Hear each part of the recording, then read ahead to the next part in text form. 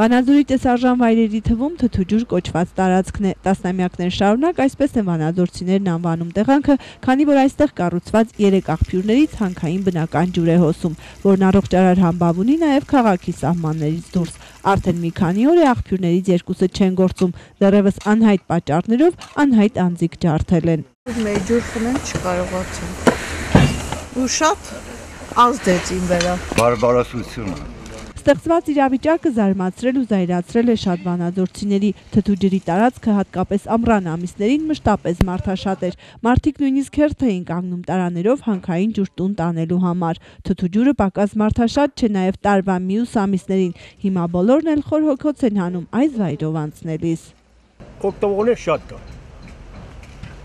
Պետք է բոլորը պաշտպանել, մեկը չպետք է պաշտպանել։ Ես շատ եմ օգտվել։ Թթու ջրի տարածքը պատկանում է Վանաձորի չգործող գործարաններից մեկին, ում քիչ է հետաքրքրում բնական այս աղբյուրի ճակատագիրը։ Ցայտ աղբյուրների տարածքի վերականգնման հարցում որևէ այլ կառույց պարտավորություն չունի։ Մի քանի օր բնության այդ անգնահատելի պարգևը հոսում էր անխնա, իսկ աղբյուրի քարերը տապալված էին գետնին։ Գործը հանձն առան Վանաձորի ջրամատակարարումն իրականացնող Լոռի ջրմուղկոյուղի ընկերության մասնագետները, եւ այսօր արդեն վանաձորցին հնարավորություն կունենա կրկին վայելել Լոռվա բուժիչ առողջարար հանքային ջուրը։ Ալանա Հապետյան, Ժան Գալստյան, Լոռու մարզից, Արմենիա հեռուստաընկերության համար։